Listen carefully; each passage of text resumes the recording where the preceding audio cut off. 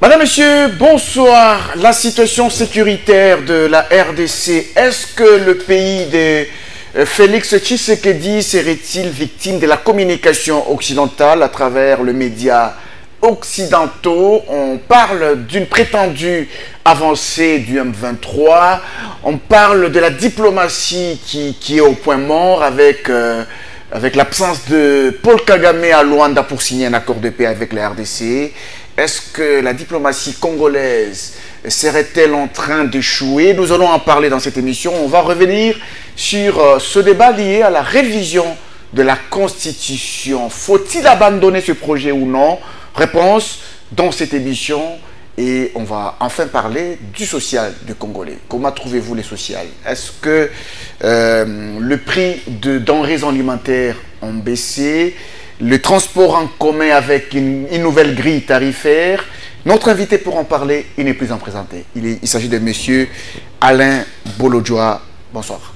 Bonsoir à vous, bonsoir à tout le monde. En tout cas, merci beaucoup pour l'opportunité. Alain Bolodjoa, vous êtes président du parti Lèvons-nous et Bâtissons. Exact. Lèvons-nous et Bâtissons. Vous avez fait recours à la Bible. Effectivement. Livre de Néhémie, chapitre 2, verset 18. Ça dit que ça appelle les gens à s'élever. Ça inspire. Ça inspire en tout cas. À s'élever et à bâtir. À bâtir. Lui, il voulait qu'on puisse bâtir le temple, ainsi de suite. Exactement. Et vous, vous faites allusion au pays. Oui. Déjà, au départ, notre parti est constitué essentiellement de jeunes. Nous avons pu recruter des jeunes étudiants qu'on a formés. Et puis, on les a déployés au niveau du parti, justement, pour que nous arrivions à vulgariser notre vision. L'essentiel de ceux qui nous accompagnent sont de la diaspora. Et donc, nous avons voulu réconcilier les deux visions. Ils ont quitté notre pays, justement, pour aller chercher le moyen. Et nous leur avons dit, attention, ne bâtissez pas là-bas, parce que vous ne serez jamais originaire de là. Ah, ok. C'est-à-dire, nous avons voulu assez que nous puissions fédérer les énergies, tant au niveau national qu'au niveau international, pour que nous arrivions à créer de nouveaux Néhémies. Et lorsque vous dites que l'essentiel de ceux qui vous accompagnent sont de la diaspora, le parti vit beaucoup plus à l'étranger qu'au pays? Les deux. Nous avons fait un grand travail, parce que grâce aux médias, mais aussi aux réseaux sociaux, nous sommes arrivés à toucher pratiquement tous les pays. Nous avons des représentations partout. Et cela fait que nous puissions faire passer facilement nos messages, et ça passe. Et nous avons des gens qui nous accompagnent au niveau national, mais plus c'est la diaspora qui nous soutient au regard de nos contraintes budgétaires. Lèvons-nous et Bâtissons un parti de l'Union sacrée de la nation? Nullement. Nous ne pouvons jamais être ce que vous appelez... Jamais. Jamais. Pourquoi? Mais justement parce que la base philosophique n'est pas la nôtre.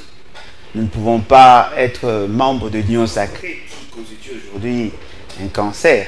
Parce que n'oubliez pas que l'Union sacrée, ce que vous appelez l'Union sacrée, c'est un fourre-tout, où on voit les anciens assassins, les anciens détourneurs, les anciens menteurs, ils se retrouvent autour d'une table, ils considèrent qu'il y a du sacré dans ce qu'ils font. Nous avons besoin de créer une rupture épistémologique. Si vous n'êtes pas à l'Union sacrée de la nation, vous êtes à l'opposition. Naturellement. À l'opposition avec les autres. Joseph Kabila, Moïse Katumbi, Martin Fayulu, avec les autres. Donc, bon, pour l'instant, nous sommes dans une éventualité d'alliance qui pourrait avoir lieu. Non. Nous sommes seuls, jusque-là, de manière formelle. Mais nous avons créé un cadre, justement, pour de collaboration, je dirais factuelle, au regard de réalités qui sont les nôtres, du fait que M. Félix Tshisekedi veut nous imposer une dictature, et nous sommes retrouvés avec Envol. Vous êtes beaucoup plus proche d'Envol. On est, par rapport à la question du changement de la Constitution, nous sommes avec M. Ados Ndombasi. Nous avons d'autres personnes qui font partie de ces dynamiques. On va en parler. Mais nous n'avons pas une alliance formelle avec un autre parti. On va en parler. Alors, on vous a invité sur ce plateau pour parler justement de cette question de la Constitution. On va y revenir. Mais d'abord, cette question sécuritaire. Dans l'Est du pays, il est vrai qu'il y a des informations qui nous parviennent. Le gouvernement fustige le fait qu'il y a des médias étrangers, occidentaux pour la plupart, qui donnent de fausses informations sur ce qu'on qualifie des prétendues avancées des rebelles. Est-ce que la RDC serait-elle victime de ce complot international qui utilise ses moyens, ses canaux pour faire passer un message? Bon, je suis surpris de voir que le gouvernement soit surpris de voir que le média travaille contre nous, ou les médias étrangers travaillent contre nous. C'est tout un réseau. Il y a des intérêts derrière la guerre. Okay. Mais je ne vois pas un organe de médias nous dire la vérité. Okay. Ni sur le plan interne, ni sur le plan international. Ni sur le plan interne. En tout cas, je n'en vois pas. Parce que généralement, les gens, nos journalistes d'ici, ne font que relayer ce qui est officiel. Or, généralement, dans notre pays, ce qui est officiel, c'est ce qui est en faveur du chef. Même s'il commettait des bourdes, on a tendance à appeler... Le journaliste a sa source d'information. Non, on impose aux journalistes la source d'information. Bon, vous avez peut-être cette impression. Je suis journaliste, je vous reçois, je pose des questions. J'appartiens à une rédaction qui traite l'information selon sa source. Non, mais effectivement, mais généralement, vos sources sont officielles. Oui, ce qui est officiel fait partie de la source d'information. Or, fort malheureusement, ces sources-là sont traitées avant que ça soit diffusé. Et vous souhaiteriez que le journaliste invente? Non, je souhaite que le journaliste puisse aussi confronter le fait et c'est qu'on vous dit officiellement. Oui. Parce que généralement, lorsqu'on nous disait Bunagana n'est pas tombé, vous l'avez relayé, alors que c'était faux. Lorsqu'on nous disait qu'on aurait repris le terrain à Bunagana, les gens ont applaudi et pourtant c'était faux. Lorsqu'on vous dit que notre armée s'est battue dans la partie Est, on vous disait que c'était faux. Lorsque M. Félix Seke vous disait que Kenya allait attaquer à partir de Bunagana, c'était faux, mais vous avez relayé. Et donc, on relaye ce que le président dit. Ouais, mais on ne relaye pas la situation du terrain parce que aucun journaliste ici au pays n'a les moyens financiers et sécuritaires d'arriver sur terrain. Non, il faut en avoir. Alors, est-ce que c'est dire que les médias étrangers occidentaux, ce qu'ils relayent est vrai selon vous? Non. En tout cas, personne ne relaye la vraie information. Personne ne relaye la vraie information parce qu'il y a plusieurs centres d'intérêt. Je prends le cas de nos journalistes au niveau du pays. Si vous relayez ce qui n'est pas officiel, on vous poursuit, on vous menace.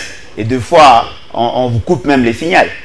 On vous impose de relayer ce que le gouvernement veut faire passer. Or, dans cette situation de guerre, il y a plusieurs centres d'intérêt. Vous pouvez être surpris d'apprendre que le gouvernement fait partie du complot. Justement parce que, au regard de l'évolution des choses, nous nous rendons compte qu'il n'y a pas, il y a une sorte de léthargie dans les actions du gouvernement. Il y a une sorte de responsabilité dans les actions du gouvernement. Par exemple, les financements des opérations militaires, on fait sortir l'argent, mais ce n'est pas ce que l'armée reçoit.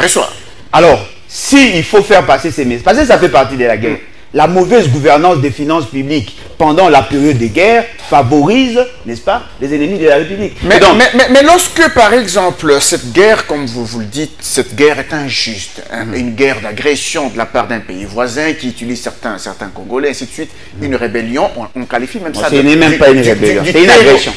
Une agression, en fait. On appelle ça le terrorisme.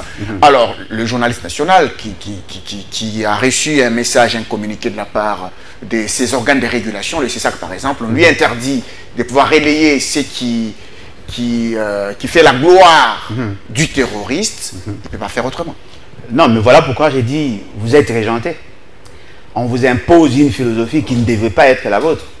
Pourquoi on ne doit pas vous laisser la latitude de confronter ce qui est dit par les agresseurs et ce qu'il y a sur le terrain? C'est pour quel résultat? C'est pour quel résultat? Si ça peut démobiliser l'armée, par exemple. Non, mais pourquoi cela doit-il démobiliser l'armée? Parce que si vous ne dites pas la vérité à la population, cette population n'aura pas la possibilité de prendre à bras le corps la question.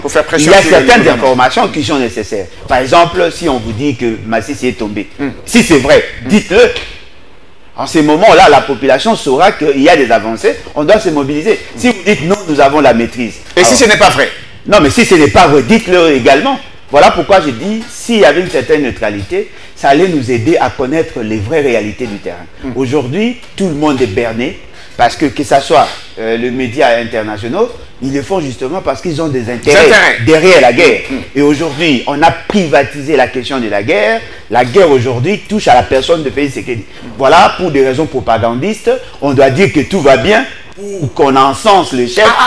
Vous estimez que c'est une propagande. Non, mais lorsqu'on dit que tout va bien, c'est une propagande en faveur de Félix. Fort malheureusement, c'est ce que nous voyons. Non, il faut applaudir le FARDC sous le haut commandement du chef d'État, comment on appelle le commandant suprême, et ainsi de suite. Non, il s'agit là d'une question des sociétés. Et donc, naturellement, si on donne la vraie information, tout le monde sera en position. Et si c'est vrai, cette situation, s'il est vrai que le commandant suprême a s'il est vrai, un certain activisme qui pousse quand même les éléments sur terrain non, à faire mieux. C'est faux. On ne devrait pas le dire. Félix n'est pas avec nous, il nous a trahis. On doit le dire. Alors, si c'est le cas, si nous avons la maîtrise de Massissi, moi, je demande au ministre en charge des médias d'aller faire ce qu'il fait d'habitude à Massissi. D'arriver à Massissi. De faire la vidéo à Massissi, de nous montrer la maîtrise qu'a l'armée sur le bâtiment administratif. En ce moment-là, on va le prendre au sérieux. Ou sinon, on demande à Félix de faire. Je pense que c'est le défi que vous lancez au ministre de la Communication et des Médias, Patrick Mouyaya, qui est en train de nous suivre. Si il est vrai que Massissi n'est pas tombé, allez-y faire, selon la demande de M. Alain. S'il a besoin d'argent, on peut mobiliser pour lui payer le billet.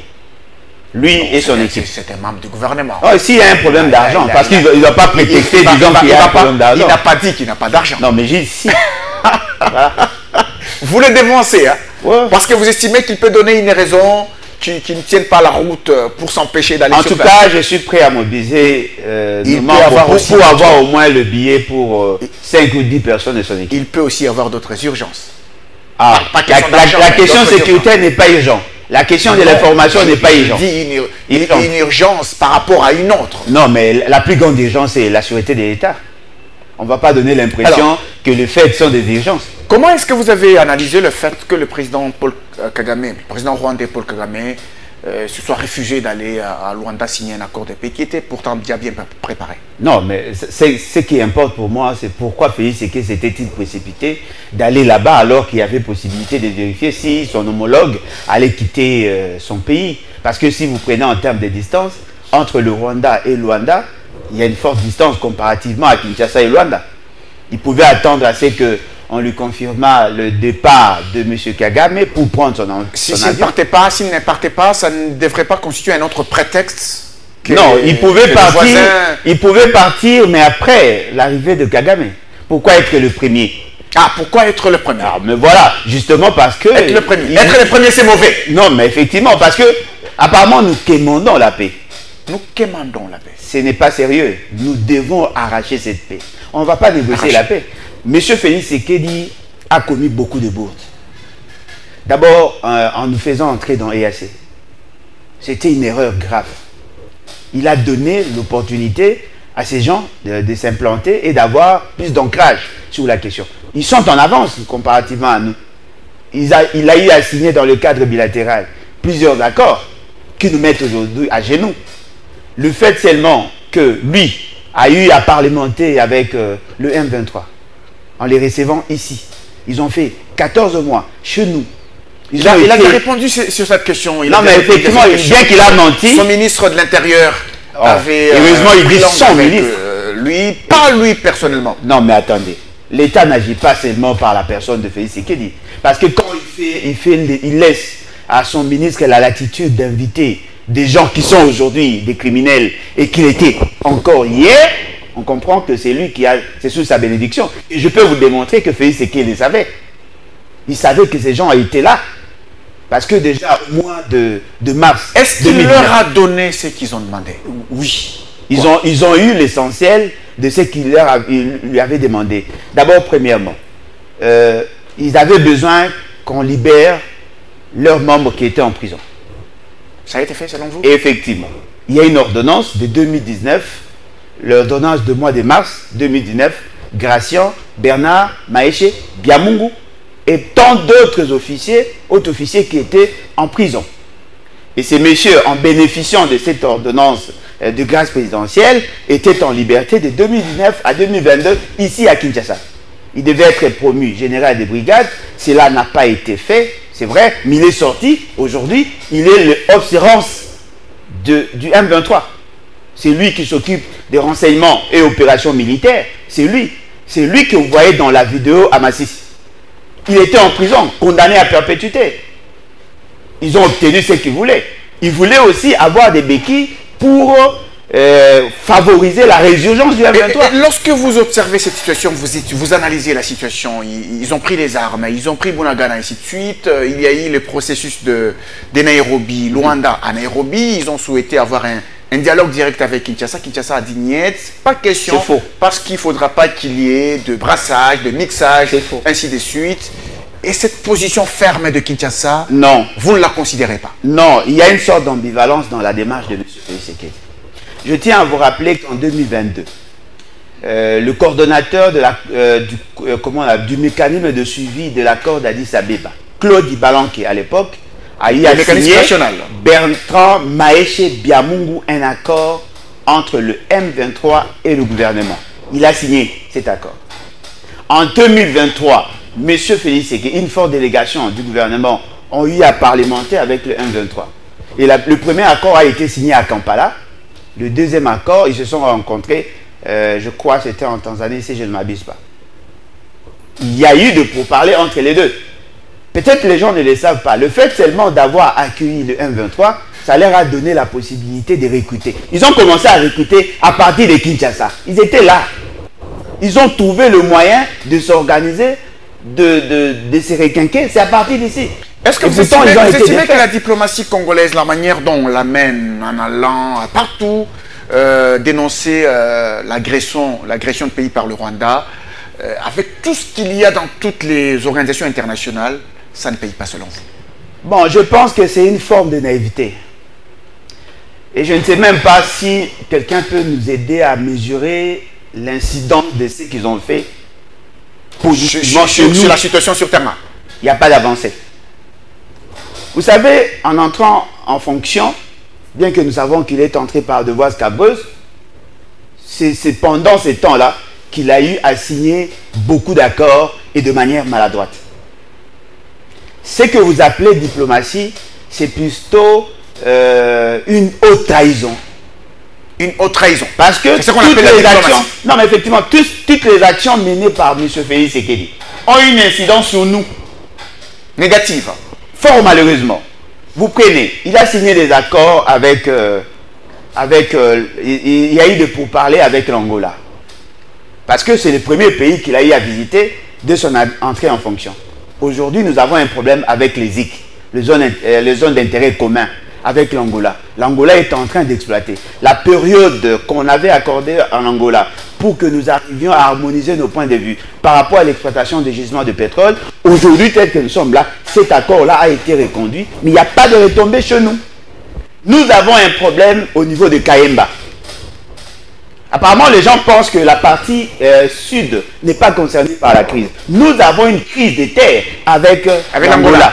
Mais apparemment, ces dossiers-là... Ça date de l'époque de Joseph Kabila. Non, mais fort malheureusement, il y avait un moratoire, il y avait une période où on devait harmoniser le point de vue et réajuster le tir. Cela n'a pas été fait. Vous prenez au niveau de la partie Est. Il a signé des accords avec le Burundi. Il a signé des accords avec l'Ouganda. Il a signé des accords avec le Rwanda. Ces accords concernent l'exploitation de nos ressources. Et je crois que Bissele et Bifort en a suffisamment parlé. Qu'est-ce que nous avons gagné? Parce que dans cet accord, les gens pensent qu'on a suspendu. Attention, on a pris les actifs de ces accords, on a déversé au niveau de l'accord avec Qatar, Émirats Arabes Unis et Arabie Saoudite. Ce sont les trois pays de l'OPEP qui, en fait, défendent leurs intérêts au niveau du Rwanda. Ce qui fait que, si vous prenez le dossier rwandais, Qatar a 49% des actions de Rwandais. On fait semblant d'annuler l'accord avec Rwandais, mais on signe le même accord avec Qatar. Avec la question de Sakima, on a signé l'exploitation de mines avec les entreprises rwandaises, on suspend, mais on transfère le dossier au niveau de Qatar. Est-ce que ce n'est pas par tout ça qu'on peut dire que le complot est tellement grand? Exact. Il est tellement grand ce complot.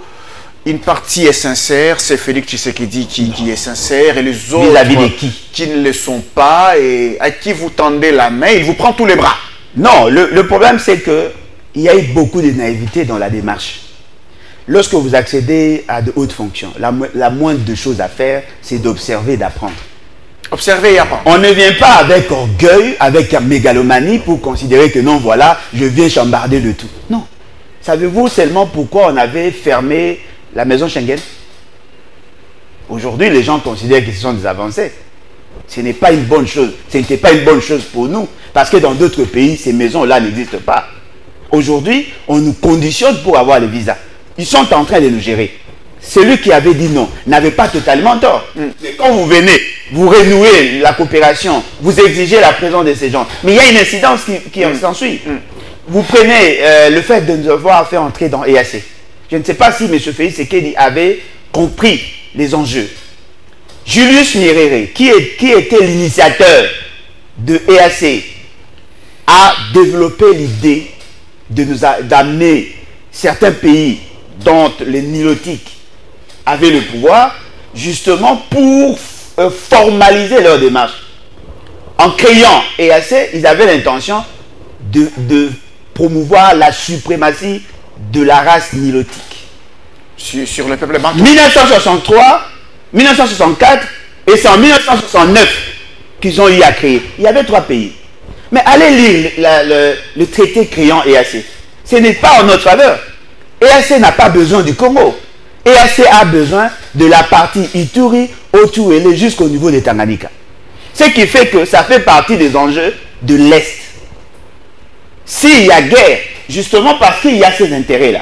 Et ces intérêts se sont mutualisés aux intérêts de multinationales. Et donc vous comprenez que nous sommes mal partis, justement parce qu'il y a des incultes qui n'ont pas su jauger la profondeur de la question sécuritaire. Ils ont pris des décisions qui pèsent aujourd'hui. Et lorsque vous dites que vous avez l'impression que nous commandons la paix, fort malheureusement, on devrait l'arracher.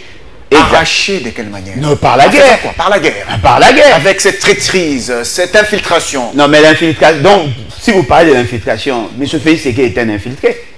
Parce que c'est lui qui sert la cause des autres. Parce que lorsque nous disions, attention, la démarche que vous menez est contre nous.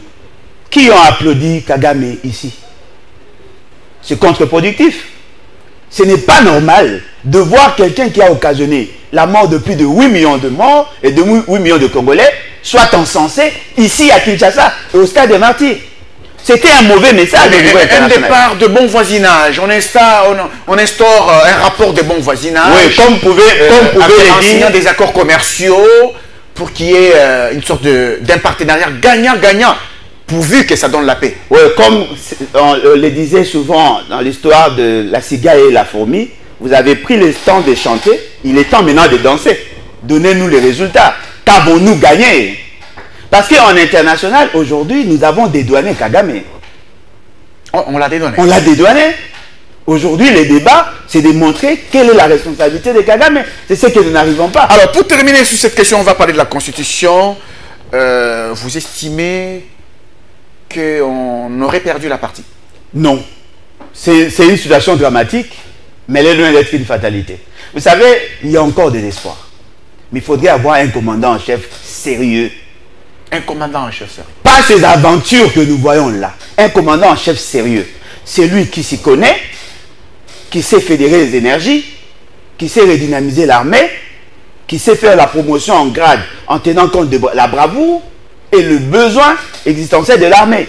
C'est lui qui sait opérer des coupes budgétaires, de donner plus de moyens à l'armée. C'est lui qui sait redynamiser notre administration diplomatique. 1,4 milliard, c'était la loi de programmation de 2022 à 2024. Si vous prenez 1,4 milliard divisé par 3, ça vous fait en moyenne 500 millions de dollars.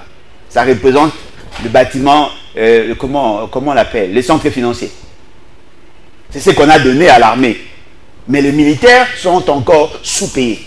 Et donc, nous pensons que si nous arrivons à avoir une bonne diplomatie, avec de bonnes ambassades, si nous pouvons avoir un bon commandement de l'armée, c'est-à-dire pas de domination de complaisance, si nous pouvons mobiliser la population pour que nous ayons effectivement des jeunes dynamiques, au lieu de les tuer par les opérations fantaisistes de ces fameux ministres qui veulent commencer à opérer, à appliquer la peine de mort, on allait plutôt prendre ces jeunes, le redynamiser. Vous êtes contre ça? Totalement contre. Et vous êtes pour la criminalité. Non, non, mais attendez, qu'est-ce que vous entendez? La criminalité, lorsque l'État tue sans respecter la procédure, c'est de la criminalité officielle. Ce qui s'est fait là, c'est un crime contre l'humanité, mais ça viole aussi nos lois et la Constitution. C'est pas le débat du jour. On va voilà pourquoi j'ai dit il y a probabilité, il y a possibilité de fédérer les énergies pour que nous ayons une armée forte. Nous devons aller dans la bilatéralité pour signer certains accords avec d'autres pays. Je vais vous démontrer la maladresse qu'il y a autour de ce qui s'est passé. Nous allons dans le cadre de la SADC signer des accords pour que nous soyons soutenus de manière opérationnelle. Nous allons dans le cadre bilatéral avec l'Angola pour avoir son appui. L'aberration, les centres d'intérêt ayant compris l'enjeu, qu'est-ce qu'ils ont fait? Ils ont désigné notre partenaire, on a fait de lui facilitateur pour trouver le point de convergence entre nous et le Rwanda. Automatiquement, l'Angola ne peut plus intervenir. Ouais. Justement parce qu'il n'y a pas d'intelligence. Il devient facilitateur neutre. Naturellement. C'est-à-dire qu'il y a eu manque d'intelligence. Alors, on va parler maintenant de la constitution de la République démocratique du Congo. Il y a un projet de révision de la constitution. Le changement n'existait pas selon le professeur André Mbata. Le changement n'existera jamais parce qu'on ne prend jamais totalement une constitution, on l'écarte pour prendre une nouvelle. Ah, il a compris. Il y a toujours des articles qui reviennent. Il souhaite qu'on parle en termes de révision et non de changement. Non, alors, parlons un peu pas honnête. Parlons un peu de la révision de la Constitution. Est-ce que vous estimez que c'est un projet funeste pour la RDC? Bon, déjà, le fait seulement qu'il ne soit pas honnête. Parce que lorsque vous dites que la révision, les changements n'existent pas, du fait qu'on aura à reprendre certaines dispositions, cela sous-entend que nous n'avons jamais changé de constitution depuis 1960.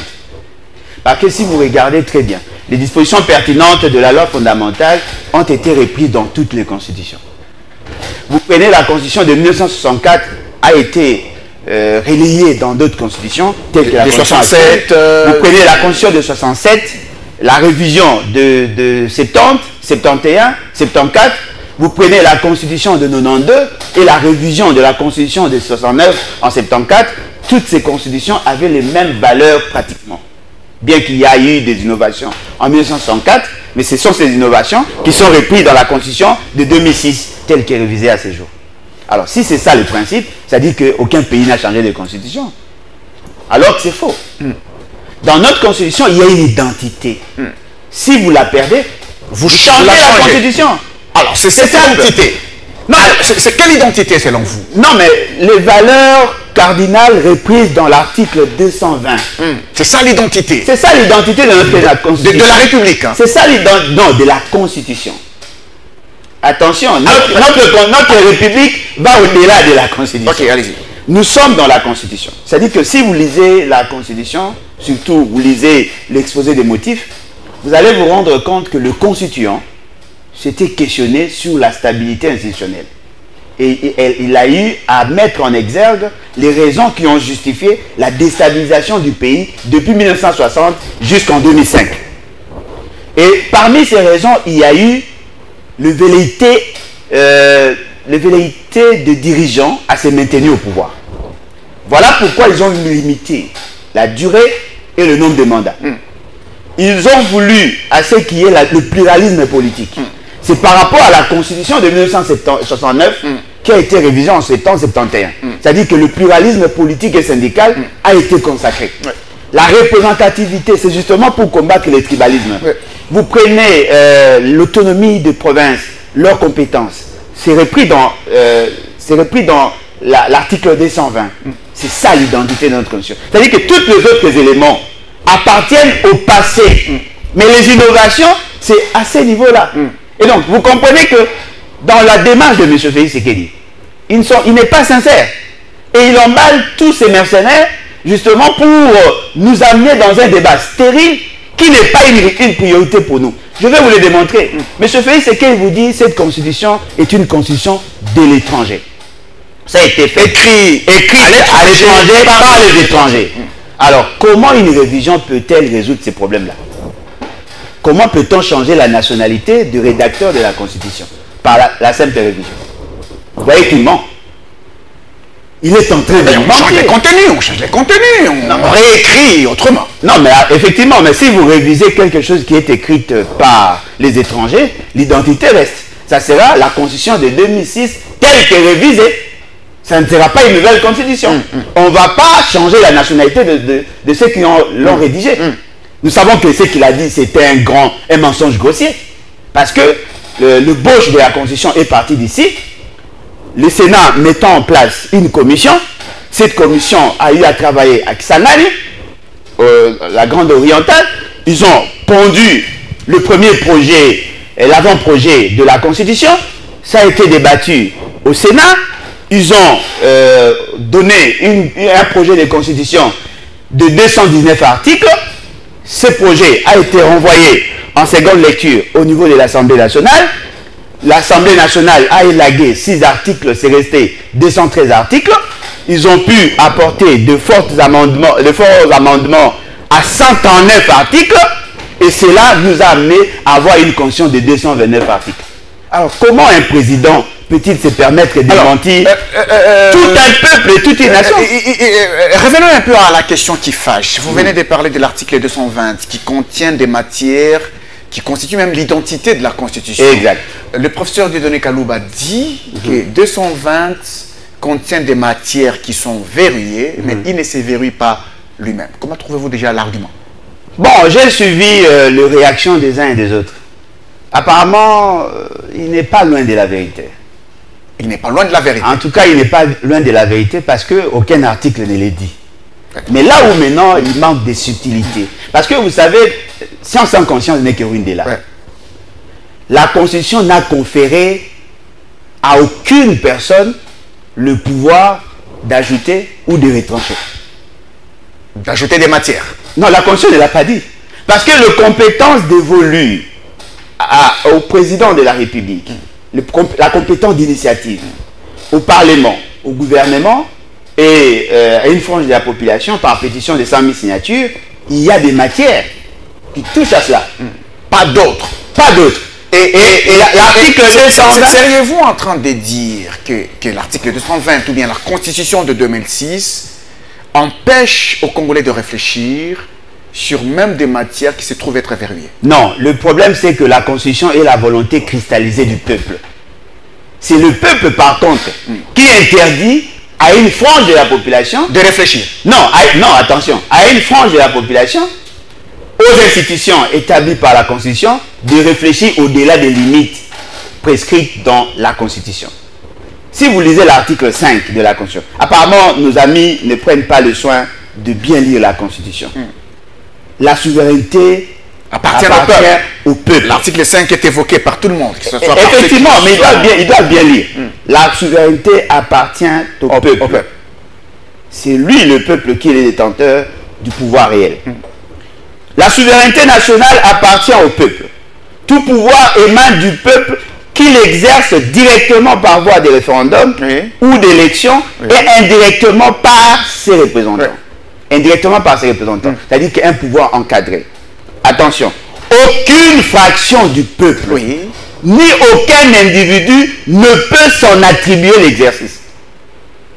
Le peuple a déjà tranché. Quel exercice? Non, l'exercice de la souveraineté. C'est-à-dire qu'on veut dire, non, voilà, nous, les membres de l'Union sacrée, nous sommes peuple, nous pouvons aussi... représentants du peuple. Non, ils ne sont pas représentants. L'Union sacrée... Parce que là-bas, on a dit qu'il exerce par ses représentants. Par ses représentants, et dans cette représentation, les matières sont connues. Les matières sont connues. C'est-à-dire qu'on transfère un certain nombre de pouvoirs, mais ces pouvoirs est encadré par la loi et par la Constitution. Vous ne pouvez pas outrepasser vos compétences. Dans le processus de la Constitution de 2006 que vous venez d'expliquer, comment ça a été rédigé? Il y a eu révolution. L'ébauche est partie d'ici. Où est le peuple dans tout ce que vous avez expliqué? Non, mais voilà pourquoi j'ai dit, nos amis doivent développer leur intelligence. Au-delà d'être mercenaires, ils doivent fournir beaucoup d'efforts pour être sérieux. D'abord, la question du changement de la Constitution n'est pas une question juridique. C'est une question éminemment politique. Alors, les politiciens qui sont au pouvoir ont un pouvoir limité par la Constitution. Mais attention, en 2002, lorsque nous sommes allés à Sun City, il n'y avait pas de Constitution.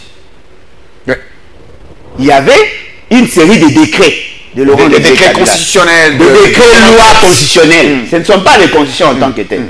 Et ces textes-là ont été contestés. C'est ce qui a justifié le push des résistances, la belligérance.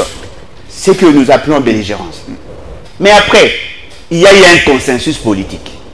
C'est l'accord global inclusif. L'accord global inclusif n'a pas imposé une constitution.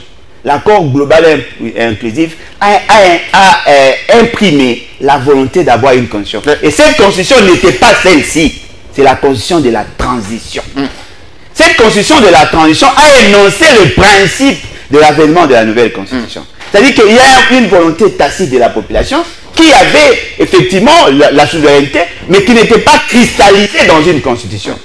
Mais lorsqu'on a cristallisé la souveraineté du peuple dans la constitution de transition, c'est ce qui a énoncé le principe du référendum. Le fait seulement que la population s'est prononcée, c'est-à-dire que la population a endossé cette constitution. Oui, mais alors ma question c'est à ce niveau. L'initiative de révision constitutionnelle, elle est aussi constitutionnelle. Exact. On cite des gens qui sont censés prendre l'initiative pour exact. réviser la Constitution. Oui. Dans l'hypothèse où le président de la République en avait le pouvoir, j'estime qu'il en a le pouvoir selon la Constitution. La révision. D'initier une révision. Non, certaines dispositions. La révision de certaines dispositions. Oui. Et s'il arrivait à toucher d'autres dispositions, peut-il saisir le même peuple? Non. Pourquoi? Parce qu'il a un pouvoir limité. La compétence est d'attribution. S'il outrepasse sa compétence, il devient rebelle. S'il fait de la rébellion... Et selon vous, quand est-ce que le même peuple peut toucher aux mêmes matières qu'il a lui-même estimé avoir... C'est simple. Il faudrait qu'il y ait révolution populaire ou révolution militaire. Ah, révolution populaire. Parce que là, nous sommes dans un contexte politique. Ah, nous sommes dans un contexte démocratique? Non, contexte politique. C'est-à-dire que si le peuple s'est décidé de dissoudre la Constitution, elle en a le droit. Parce que révolution. Non, la révolution, on ne peut pas dissoudre une Constitution par une démarche administrative ou une démarche juridique. Parce que la Constitution est au-dessus des institutions. Le peuple ayant le pouvoir supraconstitutionnel, le peuple peut effectivement initier le changement de la Constitution. Mais pour que cela n'arrive et que cela ait un sens, on doit se questionner. Pourquoi la population veut-elle dissoudre la Constitution? Justement parce qu'il y a un problème. Alors, un président... Dans ce contexte-là, la raison fondamentale du changement, c'est la mauvaise gouvernance. On sanctionne et la Constitution et les animateurs des institutions. Il faut qu'il y ait un président de la République réélu avec 73% de ça, c'est vous qui l'avez dit. Selon la CENI. La CENI créée par la Constitution. Pas moi qui l'ai dit, mais la une CENI aux antipodes de la Constitution. Alors, un président réélu avec 73% de voix selon la CENI et qui arrive à agenouiller le Rwanda, le voisin, par rapport à la guerre de l'Est, et qui peut bénéficier du soutien de la même population qu'il a réélu. Ça c'est un discours de Mobutu en 1965. Pour qu'il reste, afin de perpétuer cette tendance. Non, c'est simple. Diplomatique. Moi, je vous donne une formule simple. Nous sommes dans une démarche politique. Il vous souviendra que nous avons organisé une conférence, je crois que c'était en 2015-2016, vers Kasavubu. Vous étiez modérateur. Avec. Je me rappelle. Voilà. Très bien. J'ai dit la même chose, comme je l'avais dit. C'est simple. Monsieur Félix Tshisekedi n'a qu'à prendre le Force du Progrès. Il mobilise un certain nombre de ses militants. Il va à Moupompa. Il fait une rébellion. Et puis, il renverse le pouvoir. En ce moment-là, il reste. Vous ne pouvez pas tirer l'assistance de votre pouvoir de la Constitution et contester sa légitimité. Parce que si vous êtes président... Il tire son pouvoir de la Constitution. Il ne peut pas agir autrement. Voilà pourquoi, avant d'entrer en fonction, il devait prêter serment. L'article 74. Sur base de la même Constitution. Effectivement. L'article 74 dit, moi, Félix Tshisekedi, bien qu'il n'était pas élu président de la République, je jure solennellement devant Dieu et la nation de quoi? De respecter et de défendre la Constitution. S'il n'avait pas prêté ses serments, il n'allait pas entrer en fonction. S'il n'en veut plus, s'il ne veut plus de cette Constitution, il doit faire la rébellion. Et c'est simple, il a déjà le Force du Progrès, il a des gens qui le soutiennent, il va à Moupompa, il commence la guerre et puis il vient renverser le pouvoir. En ce moment-là, on dira, oui, il est tacitement accepté. En ce moment-là, le peuple peut accepter sa nouvelle constitution. Mais dans le cas d'espèce, s'il le fait, il viole la constitution. Et l'avantage maintenant, s'il viole la constitution, c'est-à-dire il initie par sa propre volonté, la volonté de changer la constitution, il viole l'article 5, parce que lui, Mbata et les autres se décident, une frange de la population, user de la souveraineté du peuple pour imposer leur volonté. En ce moment-là, l'article 64 s'enclenche automatiquement. En quoi faisant? S'enclenche automatiquement. Automatiquement. L'armée, la police, les services spécialisés. Attention aux incitations. Non, mais c'est la Constitution. C'est la Constitution qui les dit. Non, je vais vous lire la Constitution. Ouais, allez. L'armée, la police, le service spécialisé, l'administration publique, la population, tous ceux qui sont là, qui respectent la Constitution, doivent considérer Félix Ségué comme un rebelle, l'arrêter. L'article 64 dit que toute personne a le droit de faire échec à un individu ou groupe d'individus qui prend le pouvoir par la force et qui l'exerce en violation de la Constitution. C'est cette partie-là qui doit intéresser. Et qui l'exerce en violation de la Constitution. Oh, mais changer la Constitution, c'est une violation, non? Changer la Constitution n'est pas une violation? Réviser la Constitution. Non, nous parlons de changement. Changer la Constitution, c'est une violation. Mais il y a un autre élément qui doit vous intéresser. C'est le deuxième alinéa. Apparemment, les gens... De l'article 64. L'article 64. Le deuxième alinéa est plus clair. Cela sous-entend que nos amis ne lisent pas. Premier alinéa. Tout Congolais a le devoir de faire échec. C'est un devoir. Oui. De faire échec à tout individu ou groupe d'individus qui prend le pouvoir par la force. Ce n'est pas seulement la personne du président, toutes les institutions.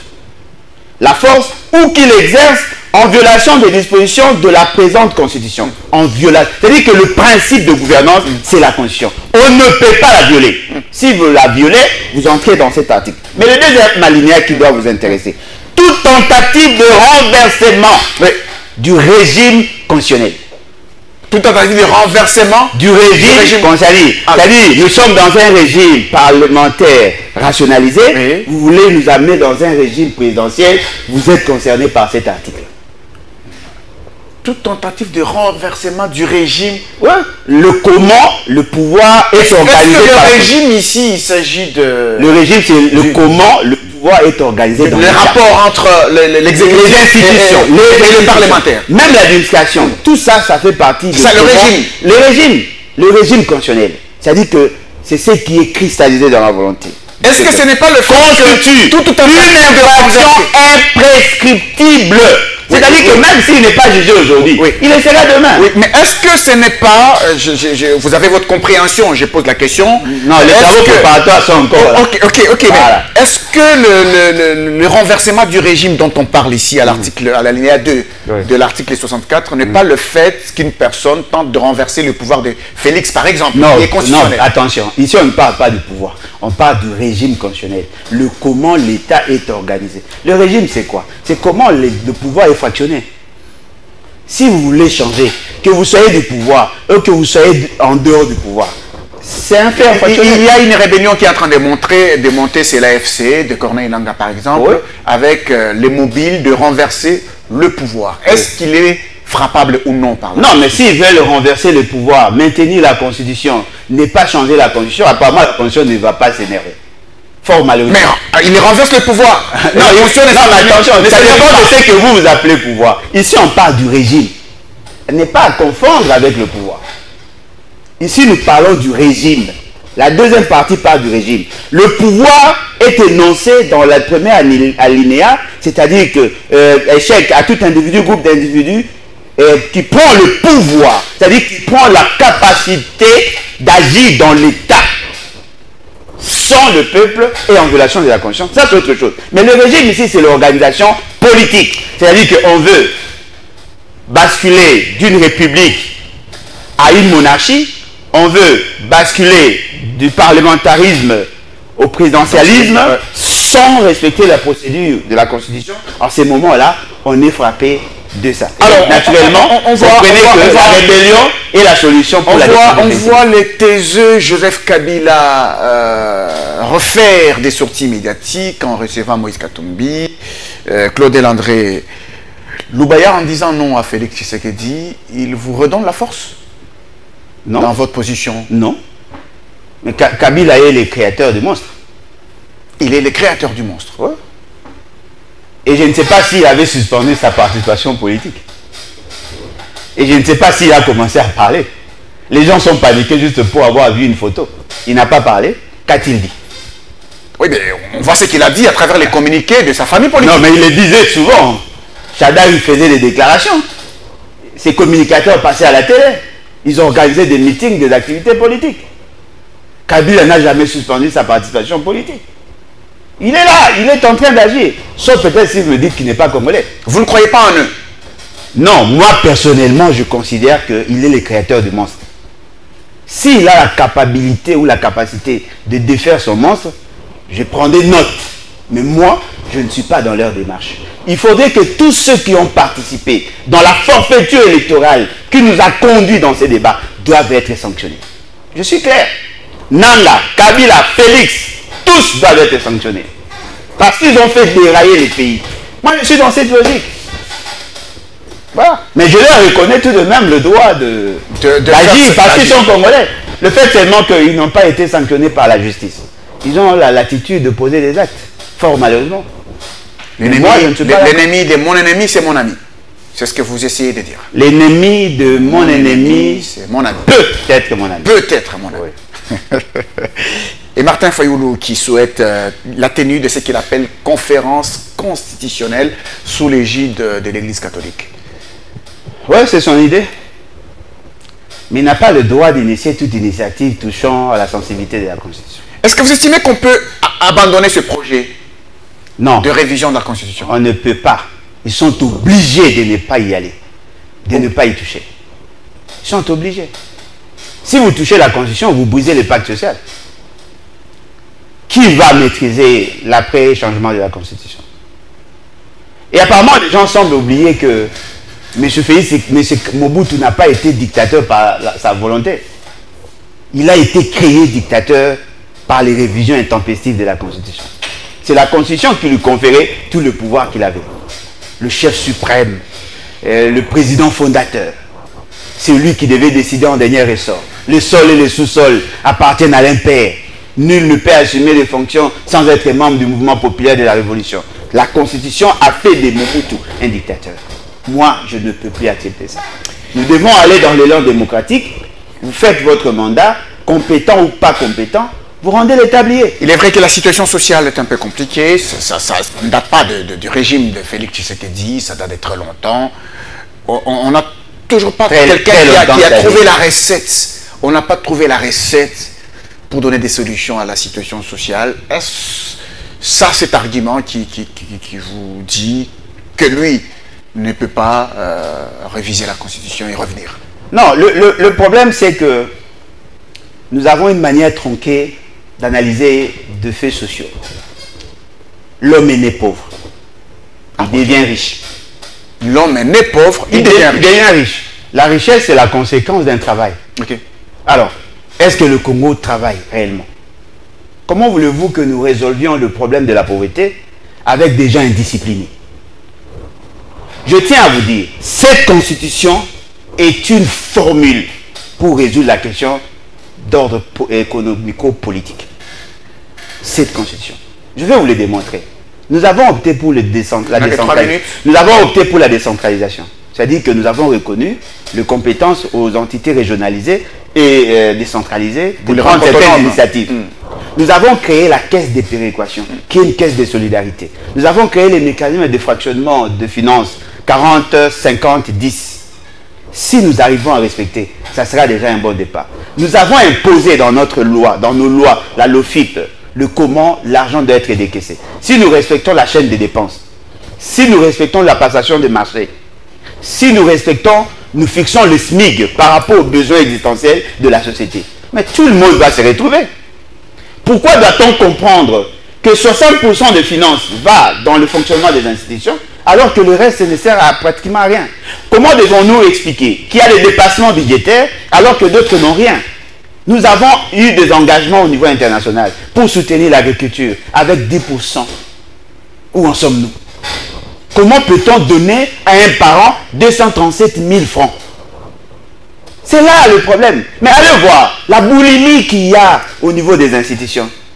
Comment pouvez-vous imaginer? Les institutions politiques consomment à elles seules plus de 2 millions de dollars par jour de fonctionnement. Là, nous ne parlons même pas de la rémunération. Mais alors que d'autres secteurs n'ont rien. Si nous redistribuons de manière équitable, et c'est ce qui est dit dans la Constitution, l'article 58, nous allons nous rendre compte que tout le monde va augmenter sa proportion à consommer, sa proportion à épargner et éventuellement investir. Votre mot de la fin, on a fini? En tout cas, la révolution populaire est la clé pour que nous résolvions ces problèmes. Nous soutenons l'article 64. Vous soutenez l'article 64? Oui, c'est constitutionnel. C'est constitutionnel. Vous changez la Constitution, on vous change. C'est simple. Vous changez la Constitution, on vous change. On vous change. Oui, c'est clair. Ne nous sous-estimez pas. Ah bon? Oui. Vous montrez les biceps. Non, on va montrer les cerveaux. Ne vous en faites pas. Ne nous sous-estimez pas. Merci beaucoup, monsieur Alain Bolodjoa. Nous rappelons que vous êtes président du parti politique Lèvons-nous et Bâtissons. Exact. Merci d'avoir été sur ces plateaux. C'est à moi. Merci. C'est à moi de vous remercier. Mesdames et messieurs, je pense que vous avez aimé cette émission. Merci à vous de l'avoir suivi. On vous retrouve prochainement pour d'autres numéros des Tables Rondes. Au revoir.